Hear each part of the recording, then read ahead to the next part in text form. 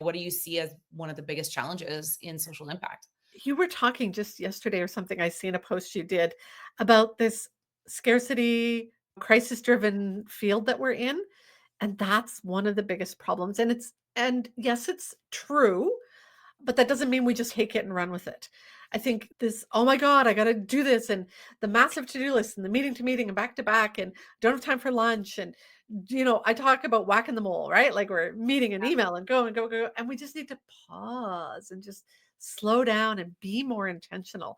But I think we've come to know this sector as that there's not enough money, there's not enough staff, there's not enough time, and it's just that drain that we have, and we Yeah. have to start seeing it a different way. I think of the housing crisis right now.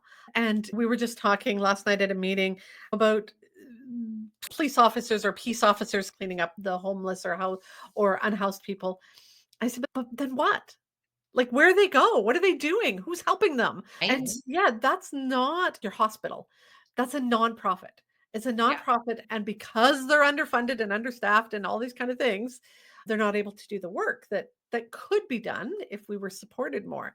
But that's the mentality that we also have. And I don't have enough. I don't have enough staff. And Yeah. so we feel that crisis driven space all the time. And yeah, it's just not helpful framework. So I think that's when I think of the nonprofit sector, I think that's an issue. The other issue is the lack of planning for succession. And Charity Village did a podcast. I was interviewed for the podcast, and we were talking about first is we have again a lot of men in higher positions, and Yeah. and women aren't moving up. And what is that? What's going on there? And a couple things, right? Like we just don't believe we have it. That's part of our own makeup and that self-doubt. But also there's a lot of next in line leaders who look at leadership and say, I don't want that. It's crisis driven. It's crazy. I see how many hours my boss is putting in. I have no desire to do that work.